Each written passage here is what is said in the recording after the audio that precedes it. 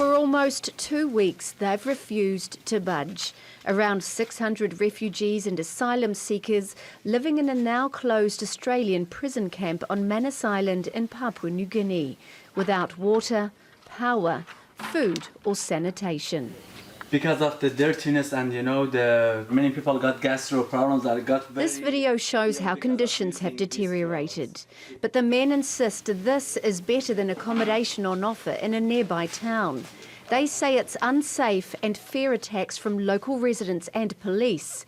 Calls to at least turn the power and water back on at the camp have been ignored.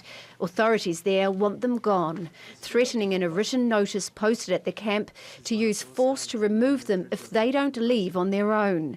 The United Nations is urging all parties to find peaceful solutions. We call on both governments, Australia as well as Papua New Guinea, to exercise restraint, not to use violence, and to find ways and means to resolve the current tensions peacefully. Does anybody want you? The men come mainly from the Middle East and Southeast Asia, fleeing poverty, war and persecution, and risking their lives in the hope of making it to Australia.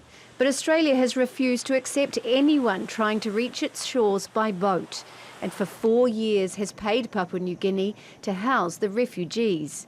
Officials shut down the prison camp after Papua New Guinea's Supreme Court ruled it was unconstitutional to host such a camp. Papua New Guinea says the asylum seekers are now Australia's responsibility, but the Australian government maintains it has no obligation because they're not on its soil.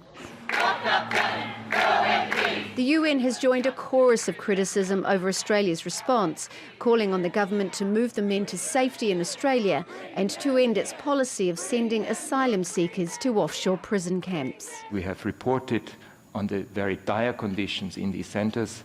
It's now really high time to bring an end to this unconscionable human suffering. What do we want? Freedom! The detainees at the camp admit they're fearful of what may come, but say they have no choice but to stay put for now. Mereana, Al Jazeera.